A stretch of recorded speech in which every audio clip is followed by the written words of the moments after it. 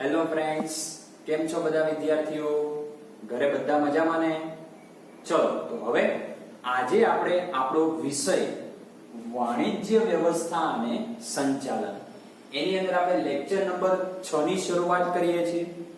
કયો પ્રશ્ન આજે આપણે આ લેક્ચરમાં પૂરો કરવાનો છે, શીખવાનો છે? તો આપણો પ્રશ્ન નંબર 9 છે. પ્રશ્નનું નામ છે તફાવત લખો. કોની કોની વચ્ચેનો? ધંધો, વ્યવસાય અને નોકરી. તો વિદ્યાર્થી મિત્રો, થોડું ઘણું પાછળના લેક્ચરમાં આપણે પાછું જોવું પડશે, રિવિઝન માટે થોડું યાદ કરવું પડશે. યાદ હોય તો તમને પાછળના લેક્ચરમાં આપણે પ્રશ્ન શીખ્યા ધંધો એટલે શું, એના લક્ષણો જણાવો. બીજો પ્રશ્ન આપણે શીખ્યા રોજગારી એટલે શું, એના લક્ષણો જણાવો. અને ત્રીજો પ્રશ્ન આપણે શીખ્યા વ્યવસાય એટલે શું, વ્યવસાયના લક્ષણો જણાવો. તો વિદ્યાર્થી મિત્રો, આજ શા માટે રિવિઝન કરવાનું? તો જો વિદ્યાર્થી મિત્રો પહેલી વસ્તુ તમને અર્થ અને લક્ષણો આવડતા હશે તો એના ઉપરથી આ તફાવત તમને ઝડપથી સમજાઈ જશે. જો તમને આગળના મેં 3 પ્રશ્નો કીધા, ધંધો, વ્યવસાય, નોકરી, આ 3 પ્રશ્નોના જો તમને અર્થ અને લક્ષણો આવડતા હોય તો તમને આ તફાવત કેવો બની જશે? એકદમ સરળ, કોઈ તકલીફ પડશે નહીં. આમ જોવા જાવ તો તફાવત એકદમ સહેલો જ છે. તો ચલો વિદ્યાર્થી મિત્રો, શરૂ કરીએ આજે આપણો પ્રશ્ન તફાવત. ધંધો, વ્યવસાય અને નોકરી વચ્ચેનો તફાવત લખો.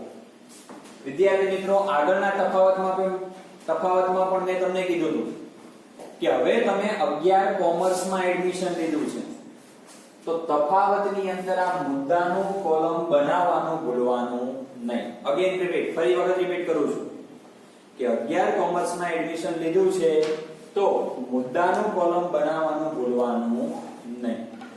કમ્પ્લીટ. તો ચલો વિદ્યાર્થી મિત્રો, શરૂ કરીએ આજે આપણો લેક્ચર. ચલો વિદ્યાર્થી મિત્રો, પહેલો મુદ્દો આપણો તમને સ્વાભાવિક ખબર જ છે કે બધા તફાવતની અંદર મોટા ભાગે પહેલા શું આવશે? અર્થ આવશે. શું આવશે? પહેલા અર્થ. એનો મીનિંગ લખવાનો, જે આપણે આગળ શીખી ગયા છો એ. બીજો કોઈ નવો મીનિંગ એમાં લખવાનો નથી. હવે અત્યારે તો આપણે ઓનલાઈન લેક્ચર ની અંદર છીએ, નહીતર આપણે જો સામે બેઠા હોઈએ તો તમને પૂછી શકું, ચલો બોલો આનો અર્થ. સમજાય છે? તો પહેલા અર્થ લખીશું. થોડો ઘણો અર્થ યાદ હોવો જોઈએ. અને હું તો એવું કહું છું, ઘરે જે પ્રશ્નો ચાલે એટલે જે પણ તમે ઓનલાઈન વિડિયો લેક્ચર જોવો છો એને નોટબુક ની અંદર નોંધ કરતા રહો. કારણ કે એકનો એક પ્રશ્ન પાછો શું થતો હોય છે, બીજી વખત રિપીટ થતો હોય છે. એટલા માટે ખાસ વિદ્યાર્થીઓ, ચલો ધંધો એટલે શું? તો આપણે કંઈક આવો અર્થ શીખ્યા હતા.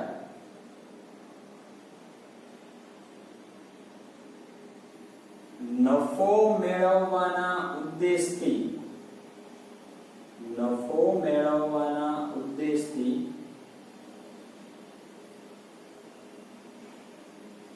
કરવામાં આવતી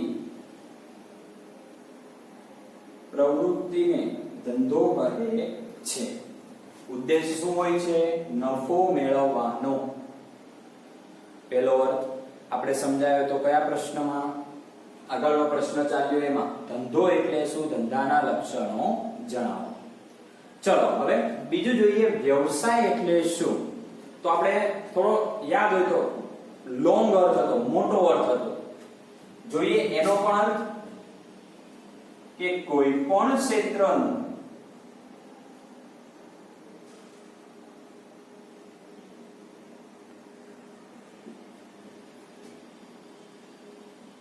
વિશિષ્ટ જ્ઞાન પ્રાપ્ત કરીને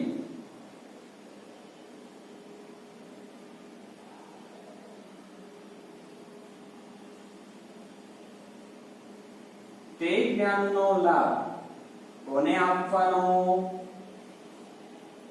સમગ્ર સમાજને. બદલામાં સમાજ પાસેથી ફી સ્વરૂપે વળતર મેળવવાની પ્રવૃત્તિને શું કહે છે? વ્યવસાય કહે છે. વિદ્યાર્થી મિત્રો, હું થોડા અધૂરા વાક્યની અંદર શું કરું છું? અર્થ લખું છું. પણ જે હું અહીંથી વાક્ય રચના બોલું એ તમે યાદ રાખજો. અને આ આપણે આખો અર્થ મેં આગળના લેક્ચરમાં તમને ક્લિયર સમજાવેલો છે. ફરી વખત વ્યવસાયનો અર્થ બોલું છું. કોઈ પણ ક્ષેત્રનું વિશિષ્ટ જ્ઞાન પ્રાપ્ત કરીને તે જ્ઞાનનો લાભ સમગ્ર સમાજને આપવામાં આવે, બદલામાં સમાજ પાસેથી ફી સ્વરૂપે વળતર મેળવવામાં આવે તો તેવી પ્રવૃત્તિને વ્યવસાય કહે છે. એના પછી ત્રીજો તફાવતનો મુદ્દો આપણો છે નોકરી. તો નોકરીનો અર્થ, તો નોકરી આવશે કરાર અનુસાર, કરાર અનુસાર શારીરિક કે માનસિક શ્રમ કરીને, કેવો? શારીરિક કે માનસિક, શારીરિક અથવા માનસિક શ્રમ કરીને બદલામાં નિશ્ચિત વળતર મેળવવા માટે કરવામાં આવતી પ્રવૃત્તિને રોજગાર અથવા નોકરી કહે છે. યાદ કરો, બે નામ કીધા હતા આના. રોજગાર પણ કહેવાય અને બીજું નામ શું છે એનું? નોકરી પણ છે. વિદ્યાર્થી મિત્રો, ત્રણ અર્થ એટલે પહેલો તફાવતનો મુદ્દો આપણો કમ્પ્લીટ થયો. ધંધાનો અર્થ, નોકરીનો અર્થ અને વ્યવસાયનો અર્થ. ખાસ ધ્યાન રાખજો, જે આપણે આગળ અર્થ જે પ્રશ્નમાં શીખ્યા હતા એ જ અર્થ લખવાનો છે. બીજો કોઈ અર્થ ચોપડીની અંદર તફાવતમાં થોડો અલગ અર્થ આપેલો છે, પણ એનો મીનિંગ એ જ થાય છે. એટલે આપણે એ તફાવતનો મુદ્દો બદલ્યો નથી, કે જેથી કરીને આપણે એને એનો રાખી શકીએ અને તમને એકની એક વસ્તુ યાદ રહી જાય, બીજી કોઈ વસ્તુ તમારે મોઢે કરવાની આવે નહીં. એટલા માટે હવે ચોપડીના તફાવતના મુદ્દા એની કરતા મેં થોડા ઈઝી મેથડથી બનાવેલા છે, કારણ કે મારી પાસે અલગ અલગ પ્રકાશનો છે વાણિજ્યના. એની અંદરથી મેં સારા સારા પોઈન્ટ જે વિદ્યાર્થીઓને સરળતાથી યાદ રહી જાય એવા પોઈન્ટ મેં એમાંથી કવર કરેલા છે. ચલો હવે બીજા નંબરનો આપણે મુદ્દો જોઈએ, ઉદ્દેશ. બીજા નંબરનો પોઈન્ટ આપણો છે ઉદ્દેશ. હવે ધંધો કરો છો તો ઉદ્દેશ જો અહીંયા લખેલો જ છે તો લખવાનો અહીંયા ધંધાનો ઉદ્દેશ નફો મેળવવાનો હોય છે. આખું વાક્ય લખવાનું, ધંધાનો ઉદ્દેશ નફો મેળવવાનો હોય છે. વ્યવસાય, વ્યવસાયમાં તમે શું મેળવો છો? ફી. પણ શેના બદલામાં? લાભ, એટલે કે તમે એને સેવા આપો છો, સેવાના બદલામાં શું મેળવો છો? ફી. તો વ્યવસાયનો ઉદ્દેશ સેવાના બદલામાં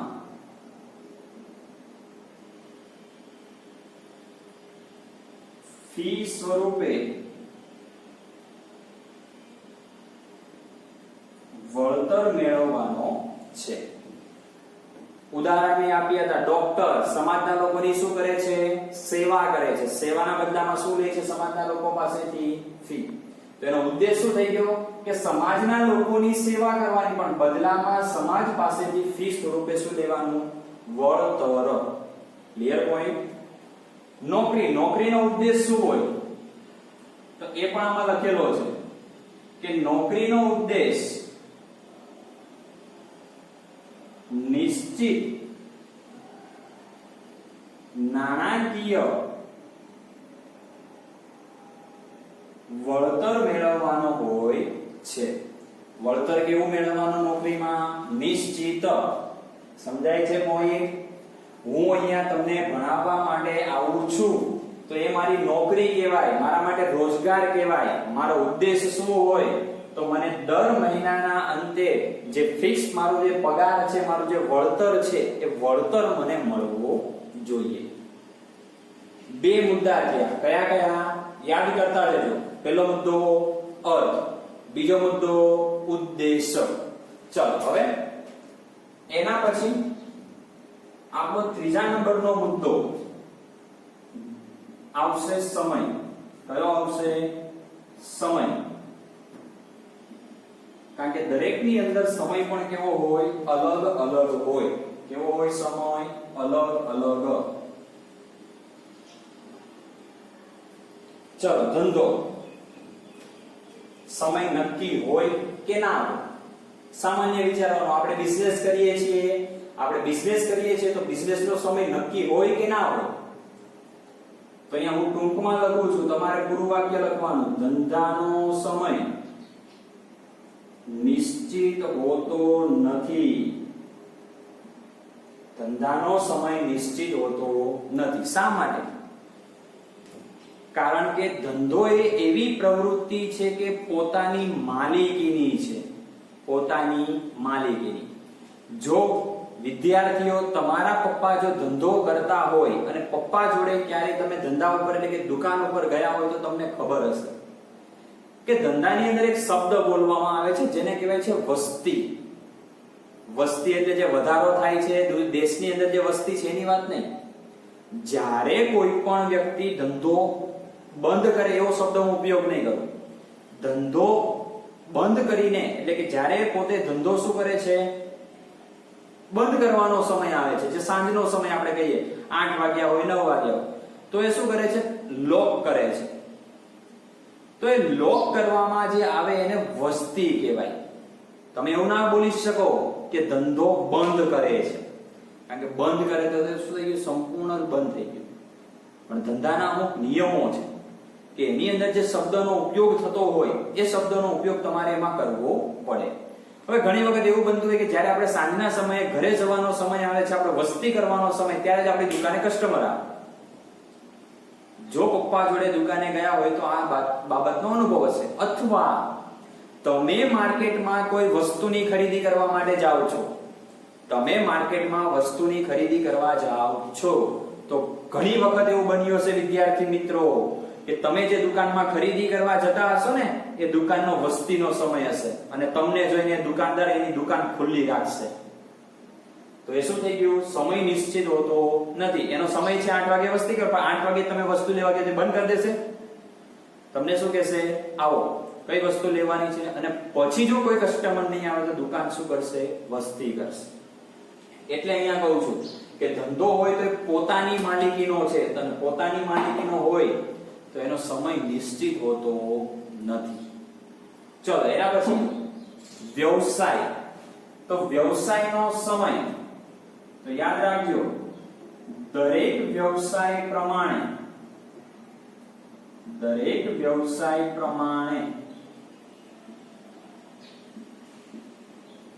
અલગ અલગ હોય. કેવો હોય? અલગ અલગ. ઉદાહરણ આપીને સમજાવો.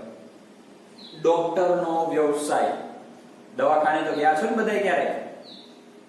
પોસિબલ જ નથી. કોઈને પણ રોગ આવતો હોય, કોઈ પણ સમસ્યા આવતી હોય, શરીરની અંદર કોઈ રોગ પ્રતિકારક શક્તિ ઘટે તો આપણે કોની પાસે જવું પડે છે? ઓબ્વિયસલી ડોક્ટર પાસે જવું જ પડે છે. તો તમારા જે ફેમિલી ડોક્ટર હોય છે, ફેમિલી ડોક્ટરનો સમય નક્કી હશે. તો કે સવારે તો 10 થી 1 આવતા હશે, સાંજે તો કે 6 થી 8 આવે છે. તો ડોક્ટરનો સમય કેવો છે? એને પોતાને ડિવાઇડેડ કરી દીધો, નિશ્ચિત સમય છે ડોક્ટર. એની કમ્પેરમાં તમે ઉદાહરણ લો વકીલ. તો વકીલ એવું બોર્ડ મારશે સવારે 10 થી 1 ને સાંજે 6 થી 8. વકીલનો સમય પણ અલગ હોય, સવારે 10 વાગ્યાથી સાંજે 6 વાગ્યા સુધી. વકીલની દુકાન એટલે કે વકીલની જે નોટરીની દુકાનો આપણે કહીએ છીએ વકીલોની, તો એ શું હોય? સવારે 9 વાગ્યાથી કે 10 વાગ્યાથી ઓપન કરે તો કે સાંજે 6-7 વાગ્યા સુધી ખુલ્લી હોય. સમજાય છે? બીજું મેં કીધું તું શિક્ષક. તો હું અત્યારે તમને ભણાવી રહ્યો છું તો મારો પણ સમય નિશ્ચિત છે. તમને પણ ખબર છે સ્કૂલનો સમય ભાઈ સવારે 7 વાગ્યાથી બપોરે 12:30 સુધી દરેક શિક્ષકે હાજર રહેવું પડે. તો વ્યવસાય પ્રમાણે એનો સમય પણ કેવો હોય છે? અલગ અલગ હોય છે. કેવો હોય છે? અલગ અલગ. કમ્પ્લીટ. ચલો એની પછી નોકરી. તો નોકરીમાં સમય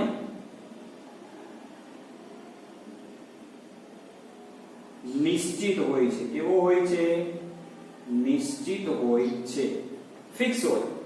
અહીંયા પણ મેં ઉદાહરણ લીધું તો શાળામાં કામ કરતો શિક્ષક, તો શિક્ષકનો ટાઈમ કેવો? ફિક્સ. રોજ સવારે 7 વાગે આવવાનું, બપોરે 12:30 સ્કૂલ છૂટે એટલે છૂટા. બીજી કોઈ કંપનીમાં તમે જોબ કરો છો તો એ કંપનીનો જે સમય હશે સવારે 10 થી સાંજના 5, તો 5 વાગે તમે છૂટા. એટલે નોકરી કરો છો તમે, કોઈ જગ્યાએ જોબ કરો છો તો એનો સમય ટાઈમ કેવો હોય છે? નિશ્ચિત હોય છે. તો આ થઈ ગયો આપણો ત્રીજો મુદ્દો. ટોટલ કેટલા મુદ્દા થયા? 3 મુદ્દા. પહેલો મુદ્દો અર્થ, બીજો મુદ્દો ઉદ્દેશ અને ત્રીજો મુદ્દો આપણે જોયો અત્યારે સમય. હવે આગળ આપણે ચર્ચા કરીએ ચોથા મુદ્દા. કયો મુદ્દો? ચોથા નંબરનો મુદ્દો. ચોથા નંબરનો મુદ્દો આપણો છે આવક. તો યાદ રાખો, ધંધામાં આવક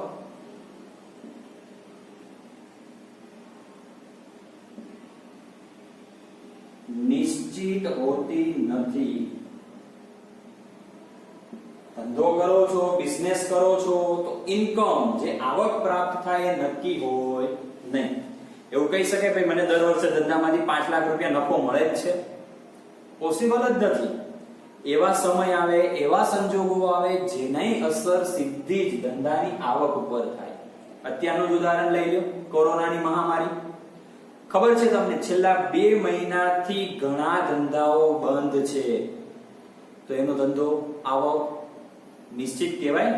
ના કહેવાય ને, કારણ કે 2 મહિના પોતાનો બિઝનેસ બંધ રાખ્યો તો પાછલા વર્ષના નફા કરતા આ વર્ષે નફો કેવો રહેવાનો? ઓછો રહેવાનો. અમુક ધંધાઓ તો ખોટ પણ કરશે આ વર્ષે. એટલે ધંધાની અંદર આવક, ઇન્કમ નક્કી, નિશ્ચિત હોતી નથી. કમ્પ્લીટ? ચલો એના પછી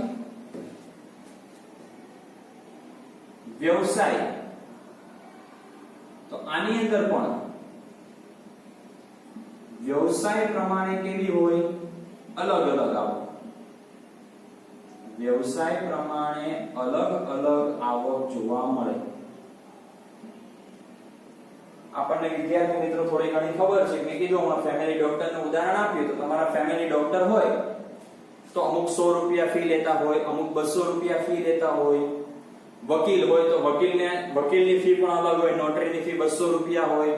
બીજો અધર કેસ છે તમારા માટે તો એની ફી અલગ હોય. શિક્ષક છે તો શિક્ષકનો પણ પર લેક્ચર, જે લેક્ચર 1 કલાકનો કે 45 મિનિટનો જે લેક્ચર લેવામાં આવે છે તો એનું પણ મહેનતાણું કેવું હોય છે? અલગ હોય છે.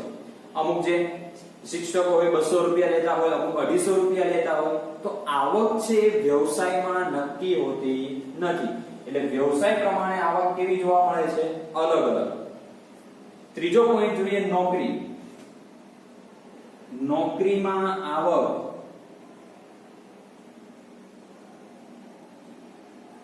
નિશ્ચિત હોય છે. કેવી હોય છે? નિશ્ચિત. નિશ્ચિત એટલે નક્કી હોય છે, ફિક્સ. કારણ કે તમે જે જગ્યાએ નોકરીએ લાગો છો તો નોકરી પહેલા તમારું એક ઇન્ટરવ્યુ લેવામાં આવે અને ઇન્ટરવ્યુમાં તમને તમારું મંથલી પેમેન્ટ તમને કેટલું કંપની પ્રોવાઈડ કરશે એની ઇન્ફોર્મેશન તમને આપે છે. એટલે નોકરીની અંદર આવક કેવી હોય છે? ફિક્સ. દર મહિને કહી દીધું 20000 આવશે એટલે આપણા ખાતામાં મહિનાની જે પણ 5 તારીખ કે 6 તારીખ નક્કી થઈ હોય આપણા એકાઉન્ટમાં બેલેન્સ આવી જાય, જમા થઈ જાય પૈસા. આવક કેવી? ફિક્સ. ધંધા જેવું નથી. તો વિદ્યાર્થી મિત્રો કેટલા મુદ્દા થયા? 4. ચલો રિપીટ કરો ફરી વખત. પહેલો મુદ્દો અર્થ, બીજો મુદ્દો ઉદ્દેશ, ત્રીજો મુદ્દો બોલો સમય અને ચોથો મુદ્દો આવક. હવે પાંચમો અને છઠ્ઠો મુદ્દો બંને સેમ આવશે. કેવા આવશે? સેમ. જો હું તમને સમજાવું છું. પાંચમો મુદ્દો છે જોખમ. તો ધંધાની અંદર જોખમનું પ્રમાણ કેવું જોવા મળે છે? વધુ જોવા મળે. તમારે આખું વાક્ય લખવાનું હો. ધંધામાં જોખમનું પ્રમાણ વધુ જોવા મળે છે. ક્યાંથી ખબર પડી? ચોથા નંબરના મુદ્દા ઉપરથી મેં ઉદાહરણ આપ્યું કે કોઈ પણ ધંધાની આવક ફિક્સ હોતી નથી. કોઈ એવા પરિબળ અસર કરે, કોરોના, ચીનના લોકોએ આપણને પરેશાન કરી દીધા છે. અરે ક્યાંથી એક વાયરસ લઈને આવ્યા છે. બાકી ચીનની બધી વસ્તુ આપણને ખબર છે લાંબો સમય ટકતી જ નથી. પણ આ ખબર નહીં આ વાયરસ છે, જતો જ નથી મારો સાળો. સમજાય છે? એટલે આ જે પરિબળ અસર કરે છે એ પરિબળને કારણે ધંધામાં જોખમ કેવું હોય? વધુ. અમુક સમયે નફો વધારે થાય, અમુક સમયે નફો ઓછો થાય, અથવા તો અમુક સમયે તમને નુકસાન પણ જાય. એની અંદર જોખમનું પ્રમાણ કેવું હોય છે? વધુ જોવા મળે છે. આની અંદર જોખમનું પ્રમાણ ઓછું જોવા મળે છે. એવું ઓછું જોવા મળે છે કે ભાગ્યે જ એવા લોકો હોય છે, ડોક્ટર છે, વકીલો છે, શિક્ષકો છે, એની અંદર એવું ભાગ્યે જ બનતું હોય છે કે કોઈ પણ એનો પેશન્ટ છે કે સામેવાળી જે પણ વ્યક્તિ છે એ અમુક સમય અને સંજોગો દરમિયાન જ એને ફી આપતા નથી. એના પણ રીઝન હોય છે.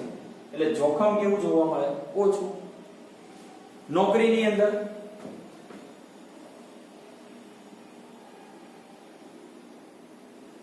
જોખમ હોતું જ નથી.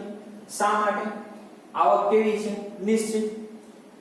કોરોનાની મહામારી હતી, ઘણી કંપનીઓએ પગાર ઘટાડ્યો, પણ પેમેન્ટ તો મળ્યું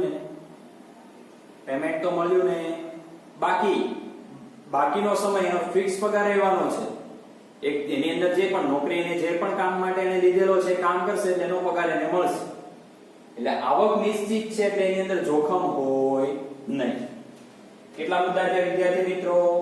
5. ચલો રિપીટ કરો પહેલેથી મુદ્દા.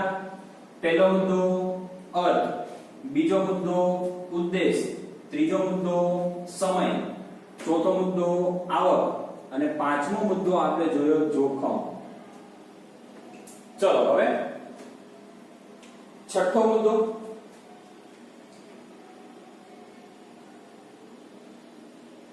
અનિશ્ચિતતા. આમ તો ખરેખર જોવા જાવ તો બંને પોઈન્ટ અલગ અલગ ના હોય, ભેગા લઈએ, પણ હું અહીંયા તમને અલગ કરાવું છું જેથી તમારે એક મુદ્દો વધારે એડ કરી શકાય. તો અહીંયા જે લખ્યું એની એ વસ્તુ અહીંયા લખવાની છે. અનિશ્ચિતતાનું પ્રમાણ વધુ જોવા મળે, અનિશ્ચિતતાનું પ્રમાણ ઓછું જોવા મળે અને અનિશ્ચિતતા હોતી નથી. આ ફિક્સ છે. આ બંને મુદ્દાની અંદર જે પણ ડિટેલ આવે એ કેવી લખવાની? બંનેમાં સેમ. કારણ કે બંનેનું મીનિંગ એક જ થાય છે, ખાલી આપણને પોઈન્ટ અલગ અલગ ચર્ચા કરેલી છે. કે બંનેની અંદર મેં કીધું એ પ્રમાણે કેવા મુદ્દા લખવાના? સરખા. કારણ કે આ બંનેનો મીનિંગ અનિશ્ચિતતા એટલે એક પ્રકારનું એ જોખમ જ થયું કે આવક કેવી છે તો તે અનિશ્ચિત છે. વ્યવસાય પ્રમાણે અલગ અલગ એટલે અનિશ્ચિતતા કેવી હોય? ઓછી હોય જ નહીં. કારણ કે વેતન કેવું છે? નથી. અનિશ્ચિતતા એટલે તમે એક સમયે કહી શકો અરેગ્યુલર. ક્લાસની અંદર આપણે વિદ્યાર્થીઓ બેઠા હોય તો ઘણા વિદ્યાર્થીઓ રેગ્યુલર હાજરી આપતા હોય, ઘણા વિદ્યાર્થીઓ અરેગ્યુલર હોય. તો અરેગ્યુલર એટલે અનિશ્ચિત થઈ ગયું. અમુક સમયે ક્લાસમાં દેખાય, અમુક સમયે ક્લાસમાં ન દેખાય, આવું હોય. ચલો આગળ જોઈએ. કેટલા મુદ્દા થયા? 6. ચલો રિપીટ કરો ફરી વખત. પહેલો મુદ્દો અર્થ, પછી ઉદ્દેશ, પછી સમય, પછી આવક, પછી જોખમ અને પછી અનિશ્ચિતતા. હવે વિદ્યાર્થી મિત્રો છેલ્લો મુદ્દો આવે છે તમારો ઉદાહરણ. છેલ્લો મુદ્દો કયો આવે છે? ઉદાહરણ. હજી તમારે એક મુદ્દો લખવો હોય તો લખી શકો છો, એ હું તમને છેલ્લે સમજાવું છું. ચલો વિદ્યાર્થી ઉદાહરણ. તો ધંધાની અંદર કોઈ પણ જથ્થાબંધ વેપારી હોય,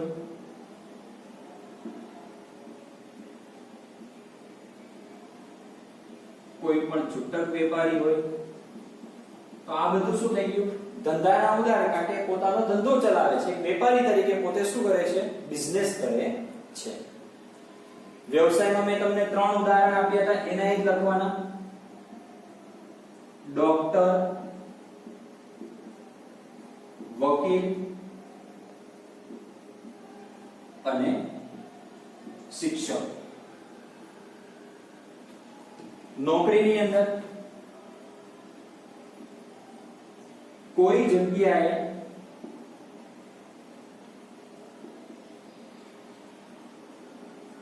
કામ કરતો કર્મચારી, કોઈ પણ જગ્યાએ હોય પણ કર્મચારી તરીકે કામ કરતો હોય તો એને શું કહેવાય? નોકરી કહેવાય. કેટલા મુદ્દા છે ટોટલ? 7 મુદ્દા. આ એક મુદ્દો જે છેલ્લો લખું છું એ તમારા માટે વધારાનો સમજવાનો. જો તમને ઈઝી લાગતો હોય થોડો તો તમારે એની અંદર આનો સમાવેશ કરવાનો. બરાબર? એટલે હું આ જે મુદ્દો છે એ તમને સમજાવી દઉં. લાયકાત. તો પહેલા હું 3 ની માહિતી લખી દઉં છું. ધંધો કરવા માટે લાયકાત જરૂરી નથી. લાયકાત જરૂરી નથી. અહીંયા આવે વ્યવસાય કરવો છે તો લાયકાત જરૂરી છે. અને અહીંયા આવે નોકરી પ્રમાણે લાયકાત જરૂરી છે. નોકરી પ્રમાણે લાયકાત જરૂરી છે. આ મુદ્દો છેલ્લો છે. આમ જોવા જાવ તો ટોટલ 8 મુદ્દા થયા. હવે આ મુદ્દો સમજો. લાયકાત. ધંધો કરવો છે તો લાયકાત જરૂરી નથી. કેવી રીતે? ધીરુભાઈ અંબાણીનું નામ સાંભળ્યું છે દરેક લોકોએ? કેટલું ભણેલા હતા? ખબર નથી. મને સમજાઈ ગયું. એ પણ 10 ચોપડી કે 7 ચોપડી તો પણ આટલી મોટી રિલાયન્સ કંપની ઊભી કરી કે ના કરી? ઊભી કરી કે ના કરી? સમજાય છે હું શું સમજાવું છું? કે ધંધો કરવો તેના માટે કોઈ લાયકાત હોતી નથી. ચલો ઇવન ઇફ તમારા ઘરનું જ ઉદાહરણ લઉં. તમારા પપ્પા બિઝનેસ કરે છે તો અમુકના પપ્પા નો ડાઉટ એજ્યુકેટેડ, એની પાસે ડિગ્રી હશે, પણ અમુકના ફાધર પાસે નથી. એ પણ શું હોય છે? 12 પાસ હોય છે, 10 પાસ હોય છે. શું છે? તો પણ બિઝનેસ સારી રીતે કરે છે કે નહીં? ઘણાના પપ્પા બિલ્ડર હશે તો એ શું થઈ ગયું? બિઝનેસ થઈ ગયો. એની પાસે કોઈ લાયકાત છે ભાઈ બિલ્ડર બનવું છે કે સિવિલ એન્જિનિયરની ડિગ્રી જોઈએ છે? નથી જોતી. તો એટલા માટે કીધું ધંધામાં લાયકાત જરૂરી નથી. વ્યવસાય. ઉદાહરણ ડોક્ટર, વકીલ, શિક્ષક. ચલો ડોક્ટર બનવું છે. ગઈકાલના એટલે કે 5મા લેક્ચરની અંદર મેં તમને કીધું MBBS, MD કે MS આ ડિગ્રી મેળવવી પડે ને તો એ તમારી લાયકાત થાય, ક્વોલિફિકેશન કહેવાય ને ઇંગ્લિશમાં. વકીલ બનવું છે LLB, LLM જોઈએ. શિક્ષક બનવું છે MCOM, BA, MA જેટલી ડિગ્રી હોય એટલી. એટલે કે વ્યવસાય કરવા માટે તમારી પાસે લાયકાત હોવી જોઈએ. લાયકાત વગર તમે વ્યવસાય કરી શકો નહીં. ડોક્ટરનું દવાખાનું એનું ચાલુ ના કરાય, નહીતર અડધા લોકોને તમે એમનામ જ ઉલાડી દો. બરાબર? એને તાવ આવ્યો એટલે તમે એને ઝાડાની દવા આપી દો. બની શકે ને આવું? એટલે ડોક્ટર બનવા માટે એની લાયકાત જોઈએ. એમનેમ ડોક્ટર બનાય નહીં. નોકરી. તો નોકરી કરો તો નોકરી પ્રમાણે લાયકાત જરૂરી છે કે તમે જે પ્રમાણેની નોકરી કરતા હો. જો તમે ગવર્નમેન્ટની અંદર નોકરી કરો તો ગવર્નમેન્ટના રૂલ્સ અને રેગ્યુલેશન પ્રમાણે લાયકાત જોઈએ. કોઈ તમે પ્રાઇવેટ કંપનીની અંદર જોબ કરો છો તો એની પણ જે પણ ક્વોલિફિકેશન હશે એ પ્રમાણે તમારી પાસે લાયકાત હોવી જોઈએ. તો વિદ્યાર્થી મિત્રો, આ થયો 3 પ્રવૃત્તિ વચ્ચેનો તફાવત. ધંધો, વ્યવસાય અને નોકરી. ફરી વખત એક વખત મુદ્દા યાદ કરાવી દો. અર્થ, ઉદ્દેશ, સમય, આવક, જોખમ, અનિશ્ચિતતા, ઉદાહરણ. અને આ પોઈન્ટ છેલ્લો તમારા માટે વધારાનો મેં લખાવેલો છે, લાયકાત. વિદ્યાર્થી મિત્રો, વ્યવસ્થિત એક નોટબુકની અંદર આ જેટલા પણ પ્રશ્નો ચાલે છે લખવાના છે. તો આજનું તમારું હોમવર્ક કે આ તફાવત મેં છે અધૂરી માહિતી એટલે કે ટૂંકમાં રજૂઆત કરેલી છે, પણ તમારું હોમવર્ક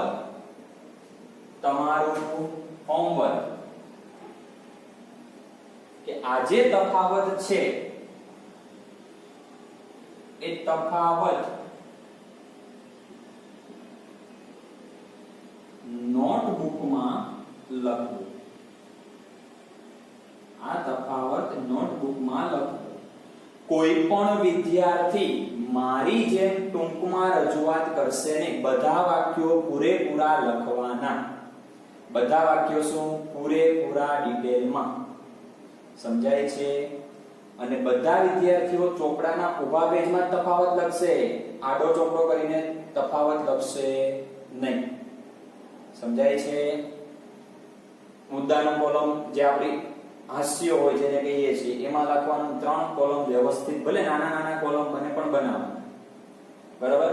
વ્યવસ્થિત કે ધંધાનો ઉદ્દેશ નફો મેળવવાનો હોય છે.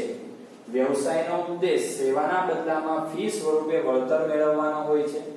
નોકરીનો ઉદ્દેશ નિશ્ચિત નાણાકીય વળતર મેળવવાનો હોય છે. એ જ રીતે આવક, ધંધામાં આવક નિશ્ચિત હોતી નથી. વ્યવસાય પ્રમાણે અલગ અલગ આવક હોય છે.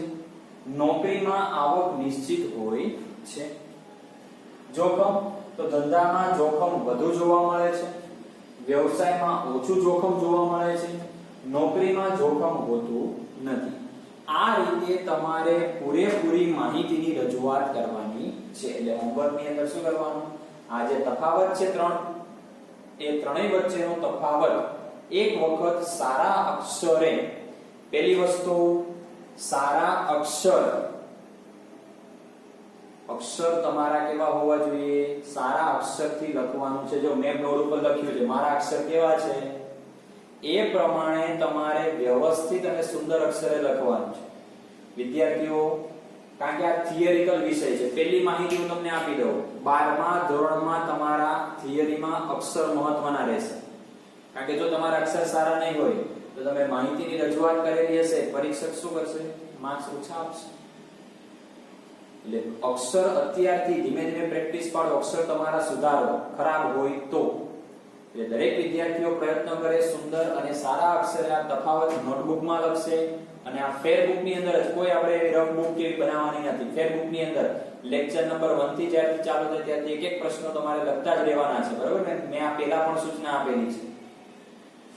એટલે તફાવત તમારે શું કરવાનું? નોટબુકમાં લખવાનું. અને આ તફાવત જે પણ નોટબુક છે ચેક કરવામાં આવશે. ક્લિયર? તો ચલો વિદ્યાર્થી મિત્રો, આવજો. બાય. નેક્સ્ટ લેક્ચરમાં આપણે મળીશું.